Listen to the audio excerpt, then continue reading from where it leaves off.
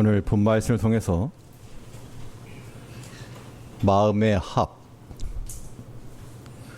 마음의 합이라는 제목으로 하나님의 말씀 증거하겠습니다. 우리 신앙생활 가운데 있어서 혹은 우리 인생의 삶 가운데 있어서 우리 여러 가지 곤란하고 어려운 일들을 많이 당하실 것인데 물질의 어려움이 있다. 고통스럽습니다. 또 육체의 질병이 있다. 이것도 굉장히 큰 시련입니다. 그런데 그런 문제들이라고 하는 것은 그 문제가 자기 자신에게만 해당하기 때문에 내가 조금만 마음을 먹거나 결심하거나 의지를 가지면 충분히 이겨낼 수 있는 그런 가능성이 있습니다. 근데 이 관계에서부터는 어려움이라고 하는 것은 나 혼자만으로 이게 해결되지 않기 때문에 그래서 어렵습니다. 근데 우리 신앙이 있어서의 근본, 하나님의 교회의 근간이라고 하는 것은 당연히 십자가죠. 그 십자가의 핵심이 바로 원수되었던 것이 화평으로 바뀐 겁니다. 화목이죠, 화목. 이런 의미에서 우리는 하나님과도 화목하고 또 성도 간에도 화목을 이루어야 되는데 그 화목이라고 하는 것이 어떤 사이좋게 지낸다 그런 뜻만 아니라 우리 마음 자체가 서로 조화를 이루고 마음이 서로 합하여지며 서로 간의 마음을 넓게 하여 수용할 줄 아는 그런 마음을 가져야 됩니다. 오늘 본문을 보게 되면 바울 사도의 결론의 말이 무엇인가 하면 앞에 여러 가지 말을 했지만 최종적으로는 너희 마음을 넓혀라. 너희 마음을 좀 넓혀라. 그러니까 바울의 개인적 신앙으로 해결되지 않기 때문에 그가 처한 여러 가지 고난, 배고픔, 아픔 이건 내가 충분히 감당해 나가겠는데 성도들 간의 관계성에서 있는 문제는 나 홀로 되지 않기 때문에 우리도 너희를 향하여 마음을 넓히니 너희도 좀 마음을 넓혀라. 이 단순한 교훈을 우리에게 주시고 있습니다. 그러면 우리가 하나님의 교회의 구성원들로서 하나님과 일치는 말할 것도 없고 또 교회를 구성하고 있는 우리 성도들 간 우리 이 믿음의 조화, 마음의 합을 이루려면 우리가 어떠한 마음을 가지고 있어야 될 것인가? 어떠한 마음 상태에서부터 이러한 성도 간의 교제와 연합이 가능할까? 오늘 본 말씀을 통해서 우리 살펴보도록 하겠습니다. 첫째로 이 마음의 합이 이루어지려면 무엇보다 우리 안에서 진실한 마음을 가지라 그랬습니다. 이 진실한 마음의 상태에서부터 성도와 성도 간의 연합과 일치가 되는 것이죠. 그럼 진실이 무엇인가? 진실함이 무엇이냐라고 하는 이 질문에 대해서는 사실대로 말했다 이게 진실이라고 말할 수는 없습니다. 그건 난 50%입니다. 우리 신앙인들에 있어서 우리가 진실한가 그렇지 아니한가 이것을 판별하는 기준은 드러났을 때 이것이 부끄럽지 아니하면 그것이 진실한 겁니다. 우리 마음속에 우리가 하나님의 말씀을 품고 또 신앙인으로 살아가는데 드러나서 부끄러울 것이 없으면 어떤 일 가운데 있을지라도 그건 진실한 겁니다.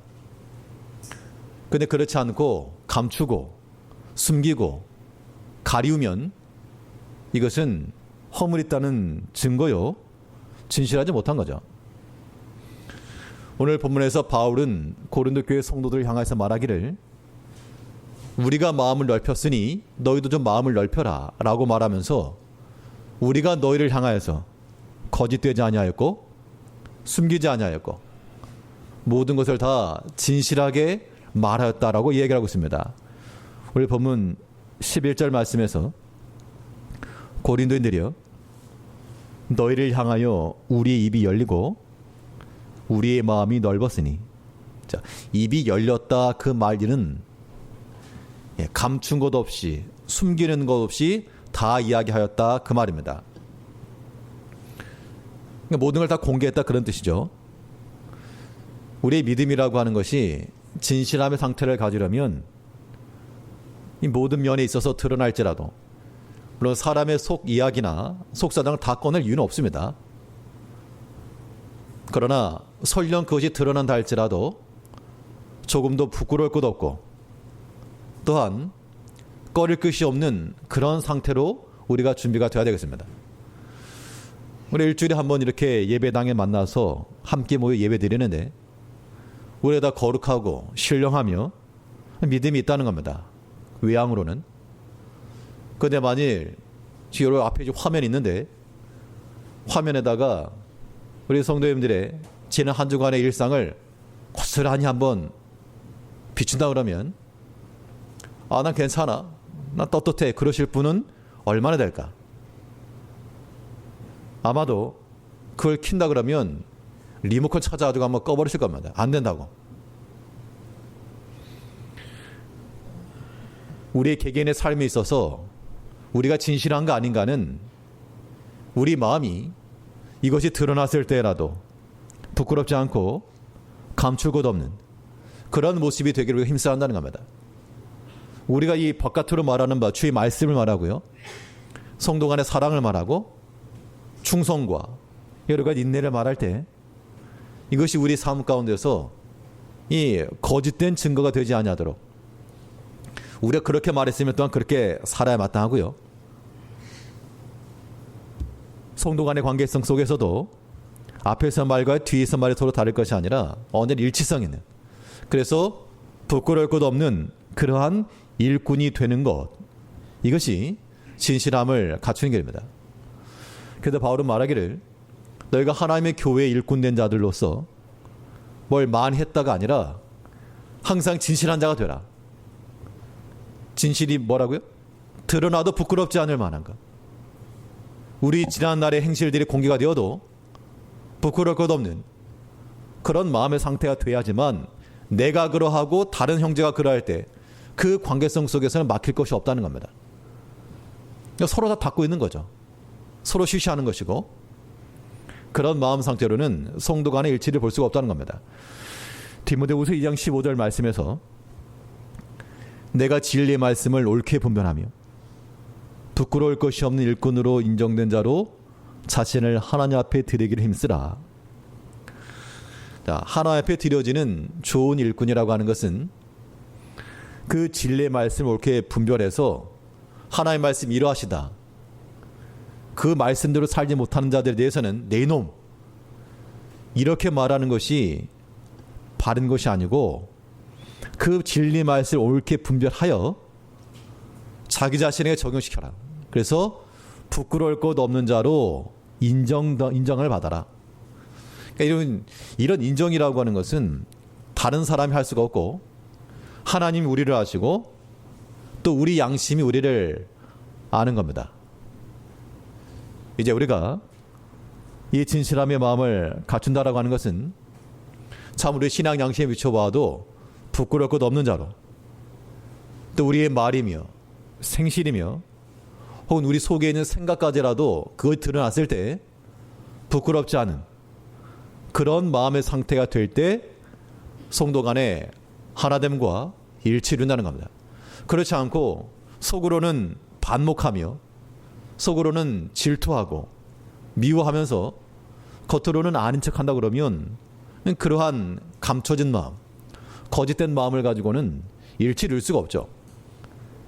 달라붙어도 붙여지는 것이 아니고 떨어지고 만다는 겁니다. 이제 우리 모든 성도들이 참으로 힘써 행하실 일들은 진실함이죠. 당연히 목회자도 진실해야 될 것이고 우리 모든 직분자들도 마찬가지입니다. 다 진실하셔야 되고요. 우리 모든 성도님들도 우리의 삶이라고 하는 것이 조금도 부끄러울 거 없는 그런 자로 인정을 받아야 됩니다. 진실함이라고 하는 것이 오해하지 말 것은요, 그러니까 사실대로 말했다고 해서 그게 진실은 아니라 그랬습니다. 그건 50%죠. 학생의 예를 들면 이렇습니다. 시험을 앞두고 내일이 시험입니다. 근데 학생이 말하기를 어떻게 부모님이 공부 좀 했느냐? 이때 안 했다 그러면 혼날 것 같으니까 했는데요? 라고 거짓을 말하지 않고 예, 저는 진실하기 때문에 거짓을 말할 수가 없네요. 하지 않았습니다. 그러면 부모가 아이고 참 착하다, 진실하다. 그렇게 칭찬해 줄 리가 없죠. 진실함이라고 하는 것은 사실을 사실대로 말했다고 진실이 아니고 그건 절반짜리입니다. 그건 거짓을 말하지 않았다는 것은 맞는 말이지만 진실이라고 하는 것은 말 그대로 참된 것이 실제가 있을 때 진실인 겁니다. 그럼 학생이 예를 들었으면 학생이 시험을 앞두고서 진실하다는 건 뭡니까? 자기 시간 허투루 쓰지 않고 그 학업을 힘써 행하는 걸 진실한 거죠. 그게 진실입니다. 또 공부하지 않았습니다. 그 사실을 말하는 게 진실이 아니란 얘기예요. 우리 개인의 신앙도 생활도 마찬가지입니다. 우리가 지난 한 주 동안에 죄를 짓고 살았습니다. 진실합니다. 저는 거짓을 말 못합니다. 그게 진실한 게 아니고 사실은 사실이겠으나 하나님께서 우리에게 요구하신 바 참된 진실함이라고 하는 것은 하나님께서 기대하시는 바가 우리 가운데 가득 채워져 한다는 겁니다. 백지 상태 말고. 우리가 하나님 앞에 나올 때 빈 종이 들고 오지 마시고요. 그 안에 주의 말씀이며 주의 은총이며 하나님 앞에 감사한 은혜이며 이런 것들을 가득 채우는 것이 그것이 진실인 겁니다. 그래서 우리가 진실함을 유지한다 할 때는 드러나도 부끄럽지 않을 것이 성도의 진실함이요. 또한 드러나서 많은 성도들에게 유익을 끼칠 수 있는 것이 또한 진실한 겁니다. 그러므로 우리가 진실한 삶을 살아간다라고 하는 것은 우리 삶에 있어서의 나타나는 것과 표현되는 것들을 통하여서 많은 성도들에게 이로움과 유익함을 줘야 됩니다. 그래야지만 진실, 참된 것이 실제로 있다 그런 얘기죠. 오늘 본문에서 바울은 고린도 교회 성도를 향하여서 마음을 좀 넓혀라. 우리도 너를 향해 마음을 넓히지 않았느냐 라고 말할 때 그 바울이 처했던 상황이라고 하는 것은 마음을 닫을 수밖에 없는 상황이었습니다. 나에게 인사를 해주는 사람이 인사를 하지 나에게 욕하는 사람이 어떻게 인사합니까? 나에게 선한 마음을 가진 사람에게 호의를 베풀지 오해하고 비난한 사람이 어떻게 마음을 엽니까? 그런데 바울은 나는 참 진실해가지고 나 욕한 사람 전 2번 욕했습니다. 하지 않고 내가 별 여러 가지 어려움에 처하였고 궁핍에 처하였고 환난에 처했으나 그러나 우리는 우리 마음을 하나의 말씀으로 채웠고 거짓이 없는 사랑으로 채웠으며 진실함의 모습을 말하고 있습니다. 고린도서 6장 6절 7절 말씀에서 깨끗함과 성령의 감화와 거짓이 없는 사랑과 진리의 말씀과 하나님의 능력 안에 있어 의의 병기로 좌우하고 그러니까 바울이 고린도 교회 성도들 향하여서 반응할 수 있는 위치는 그들이 나를 오해했으면 나도 오해를 할 수 있고요. 그들이 나를 반대하면 나도 반대할 수 있고요. 그런 상황이었지만 그러나 바울은 자신의 말과 자신의 생각에 드러나서 성도들에게 해를 끼치거나 근심을 주는 것을 말하지 아니하였고 도리어 그들에게 성령의 감화와 거짓이 없는 사랑과 진리의 말씀과 이런 것들을 소유했기 때문에 바울은 그의 일행과 함께 진실한 마음을 가졌다는 겁니다. 이런 마음을 가졌기 때문에 고린도 교회 성도를 향하여서도 너희도 좀 마음을 넓혀라. 우리도 마음을 넓혔으니 너희도 넓혀라. 이런 합을 이룰 수가 있었다는 겁니다. 우리 모든 성도들이 또 우리 직분자들이 우리가 기대하는 바 또 한 주 동안에 죄지며 살아왔습니다.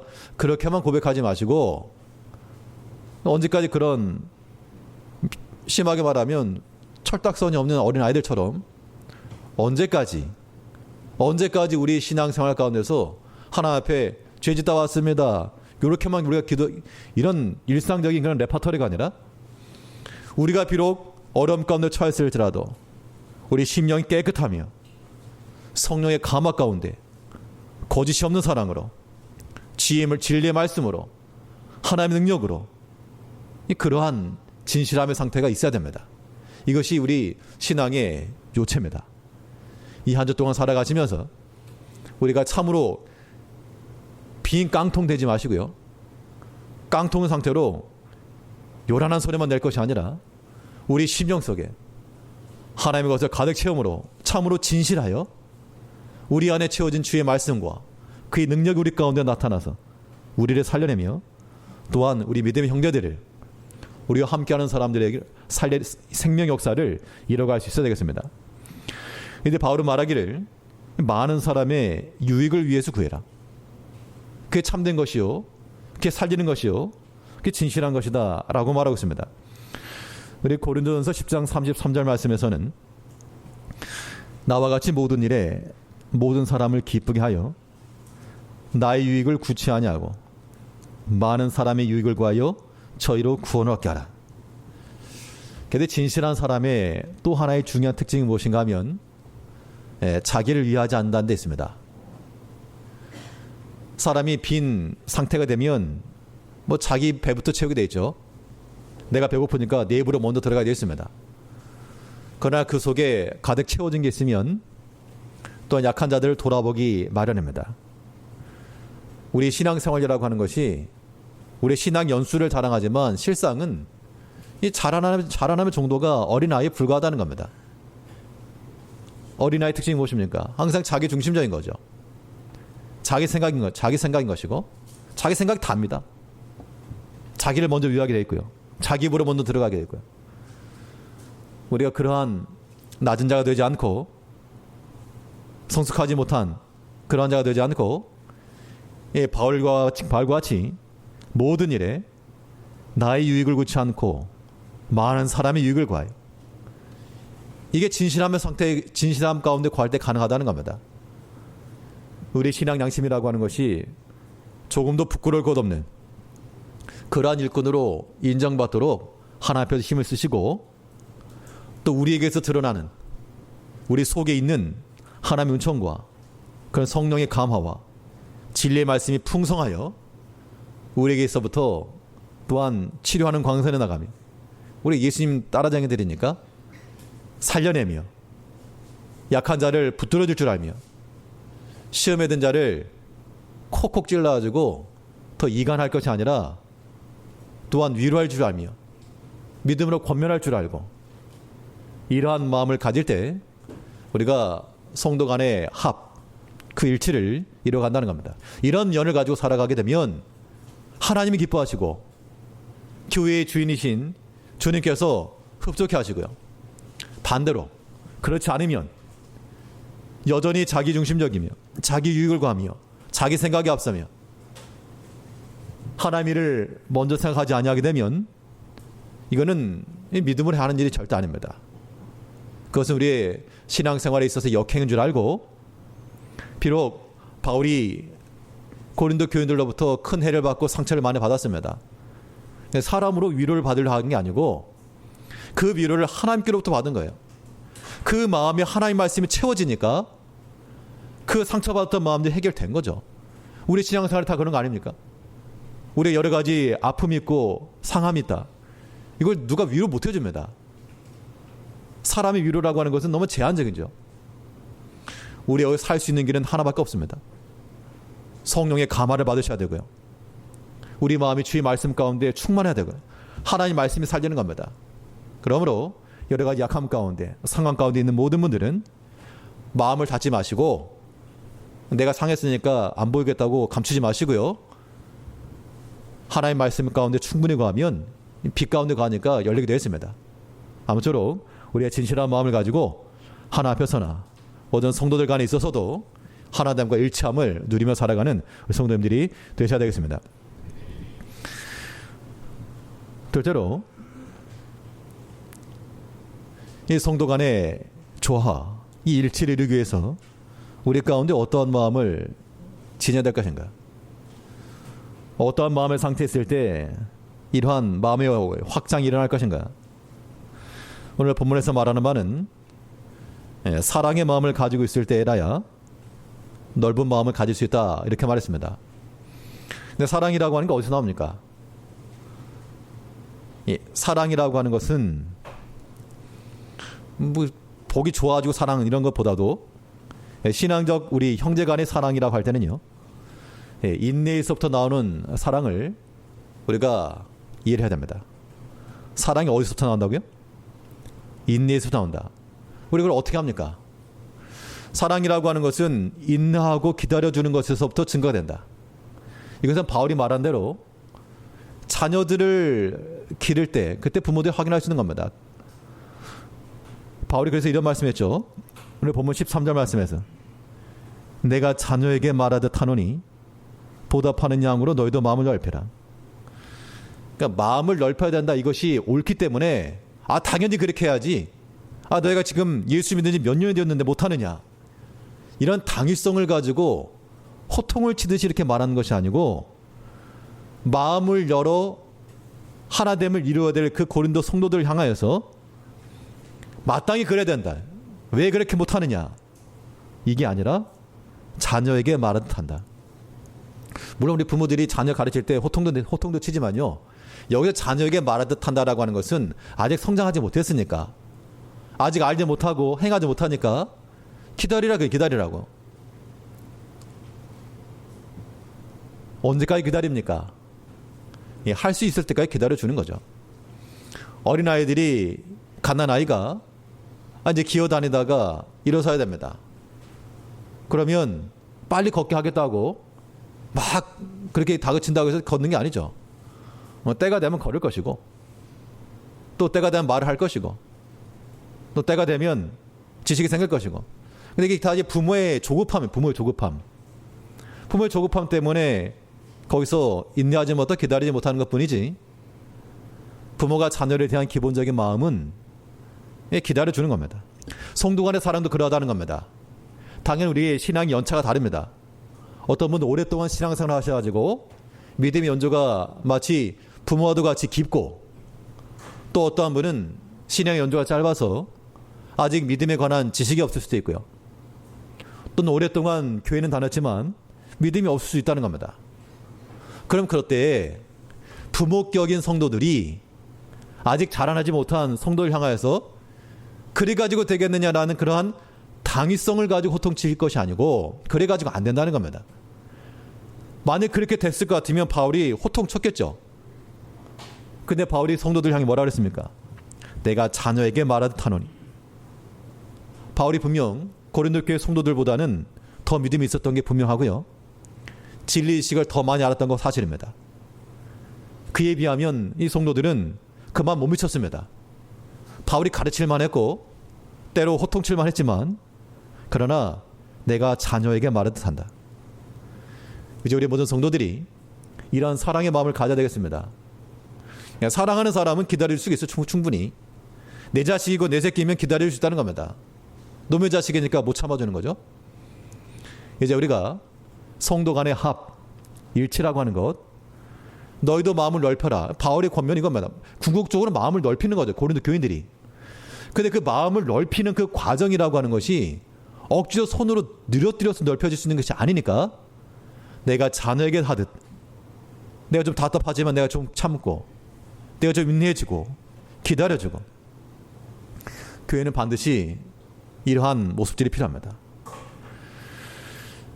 고린도전서 9장 22절 말씀에서 약한 자들에게는 내가 약한 자와 같이 된 것은 약한 자들을 얻고자 하며, 여러 사람에게 내가 여러 모양이 된 것은 아무쪼록 몇몇 사람들을 구원고자 함이니. 그러니까 이제 교회에서 있던 기준을 정하다 보면 때로 이런 어려움에 봉착할 때가 있습니다. 그러니까 기준을 어디다 주는 거냐, 그 얘기인데요. 당연히 지금 바울은 말하기를 약한 자들에게 내가 약한 자와 같이 되었다라고 말했지만, 전체를 놓고 보면 이 교회의 기준이 약한 자가 될 수가 없죠. 또 그렇게 되면 아직 믿음이 없으니까 이것도 괜찮고 저것도 괜찮다, 그렇게 허용해 주다 보면 또 어디까지 허용할 것인가. 이 기준이라고 하는 것을 이게 때로는 어려움이 있다는 겁니다. 근데 분명한 것은 바울이 믿음을 타협한 건 아니었습니다. 진리를 양보한 것도 아니었습니다. 그게 목숨 걸고 진리를 지켰지만, 성도에 향하여서 개별 한 사람 한 사람에 대해서는 내가 약한 자와 같이 되었다, 이 말하고 있습니다. 그러니까 우리가 전체 진리를 세워나감에 있어서는 교회도 마찬가지죠. 당연히 강대상에서 어떤 기준을 말할 때는 이래도 됩니다, 저래도 됩니다, 아직 믿음 없는 분들이기 때문에 이렇게 해도 됩니다, 계속 그렇게 할 수가 없죠. 그러면 교회가 아닐 거니까 당연히 교회로서 전체 교회가 지향해야 될 부분을 얘기할 수밖에 없습니다. 어떤 부분에 있어서는 내가 따라가기 어려울 그런 수도 있죠. 그래도 기준이라고 하는 건 낮출 수는 없습니다. 진리를 양보할 수 없으니까요. 그러나 그에 미치지 못하는 사람이 있을 때에는, 그 한 사람을 개별적으로 찾아갔을 때에는 그와 같이 약한 자가 되어주는 것이 필요하다는 겁니다. 그래야지만 마음이 넓혀지는 거예요. 우리가 그렇지 않고 왜 그렇지 못하느냐, 이게 이런 당위성만 가지고는 절대 안 된다는 겁니다. 예전에 어떤 목사님이 그런 말씀하시더라고요. 이 교회에 성도 하나 왔는데 뭐 교회 다니긴 다녔다는겁니다. 근데 믿음이 없으니까 예배는 곧잘 나와가지고 끝나고 나가는데, 아이 목사님 안녕히 계세요 인사하고 가는데 저 앞주머니에 있던 담배가 똑 떨어졌답니다. 담배가기. 그때 목사님이 이 담배 피면 어떡하느냐 뭐 그렇게 말한 게 아니고, 몸에 해로우니까 작작 피라고. 물론 당연히 목사님이 관계상에서 뭐 주초를 장려한다거나 뭐 그걸 하지 않았겠죠. 당연히 그 문제가 나왔다 그러면 성도로서의 그 맛이요 당연히 얘기했겠죠. 근데 그 개변에 대해서는 이렇게 몇 년 다는데 못 끊었느냐 그렇게 말한 게 아니고, 약한 자에게 약한 자와 같이 되었다 그랬습니다. 그걸 잘했다라고 말하는 게 아니고, 우리가 한 사람 한 사람에 대해서는 마치 자녀들에게 말하듯 하노니, 아이가 숟가락질 못한다 또 어떡합니까? 또 손을 집어먹더라도 좀 봐줘야죠. 나이가 좀 성장했어도 서툴 수 있다는 겁니다. 그게 잘했다는 것은 아니지만 그래도 이 부모의 심정이라고 하는 것은 인내로 기다려준다는 겁니다. 그게 사랑이에요. 그게 사랑이에요. 우리가 하나님의 교회에서 교회는 사랑이라면서요. 사랑이 넘쳐야 한다면서요. 그 사랑이 어디서 나오는가? 아비의 심정에서 나오는 거야. 아비의 심정에서. 그래서 우리 인내라고 하는 것은 때로는 인내가 나타나는 그 시점은 사람이 폭발하는 시점입니다. 그렇죠? 내가 도무지 인내해야 되는 그 시점은 사실은 내가 참지 못해서 그냥 폭발되는 그 시점이죠. 그런데 사랑이라고 하는 것이 거기서 나온다. 결국 우리가 아비의 심정을 갖자는 겁니다. 하나님의 마음을 가져라 그런 얘기예요. 우리가 어떤 형제에 대해서 폭발하잖아요. 그러면 그 인내치 못한 것을 하나님 기뻐하는 게 아니고, 하나님께서 하신 말씀이 왜 네가 그렇게 열을 내냐? 사실 내가 너에게 그렇게 하고 싶다. 우리의 거울로 보여주는 겁니다. 그렇기 때문에 인내하지 못하고 형제를 향하여서 분을 내거나 이러한 것은 참 지혜롭지 못한 겁니다. 하나님께서 우리에게 하나님의 마음을 좀 알아라. 내가 너를 향해서 꼭 그 마음이다. 너가 다른 형제를 보면서 막 복장 터지느냐? 나는 그보다 더 터진다. 그러므로 우리가 성도를 향하여서는 사랑의 마음을 가지시고 인내하시고요. 기다려주시고. 언제까지 기다려줍니까? 잘할 때까지요. 잘할 때까지. 내 자식이면 기다려줄 수 있는 겁니다.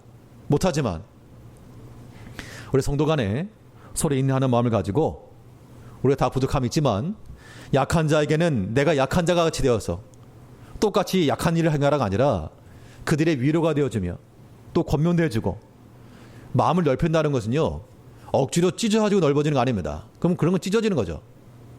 상처가 나는 겁니다. 넓어질 수 있도록 우리 인내함을 통해 하나님께서 기다리시지 않았습니까? 우리가 숱하게 하나님의 말씀을 듣고 알지만 만들어지지 않고 변화되지 않으니까 하나님께서도 천년과도 같이 하루를 애타는 마음으로 기다리시는 것을 기억하셔서, 이 성도의 사랑이라고 하는 것은 인내함에서 나온다. 그럼 우리가 서로 성도를 바라보면서 인상 찌푸리지 마시고요. 밝게 웃어주시고 기다려주시고 내 자녀와 같은 마음으로 좀 토닥여주시고요. 받아주십시오. 약한 자가 있으면 어떻게 해요? 내 또한 약한 자와 같이 그 심령을 좀 이해해주고 자라기까지 기다려줘야 됩니다. 그럼 그렇게 말하면 그러면 교회가 질서가 없습니다. 바로 서지 않습니다. 그래서 그때 할 수 있는 일 하나 있는데, 거기서 나올 수 있는 사랑이라고 하는 것, 그냥 무턱대고 그냥 계속 기다리는 것만 아니죠. 우리가 인내함과 동시에 그들이 감당하지 못할 부분을 대신 감당하는 겁니다. 우리는 그것을 책임이라 말하죠. 그래서 그 책임이라고 하는 것에서부터 또한 사랑이 나오는 겁니다. 오늘 본문 12절 말씀에서 너희가 우리 안에서 좁아진 것이 아니라 오직 너희 심정에서 좁아진 것이니라. 그러니까 지금 고린도 교회 성도들이 여러 가지 오해의 말을 하였고 또 반대를 했지만 나도 너랑 똑같이 한다. 그게 아니라 바울은 비록 너희가 그렇게 나왔어도 우리는 좁아지지 않았다 그 이야기입니다. 비록 그 상대방이 나에게 해로운 말을 했을지라도 나는 너를 향하여서 마음이 다쳐지지 않았다 그 얘기인 겁니다. 성도님들은 어떻습니까? 이 바울 같은 그런 신앙 고백 돼야 되겠죠. 비록 사람과의 관계성 속에서 우리의 아픔이 있을지라도 똑같이 좁아지지 마시고요. 우리가 심정이 좁아지지 않았다. 그러니까 상대방 너만 마음을 좀 넓혀라. 그러면 해결된다. 그래서 우리가 50%는 해결된 상태로 일을 처리해야 됩니다. 이 책임이라고 하는 것 내가 대신해서 하는 것도 좋은 방법입니다. 이 달리기 계주를 하게 되면요. 이제 뭐 네 사람이 뛴다. 한 팀을 이뤄가지고.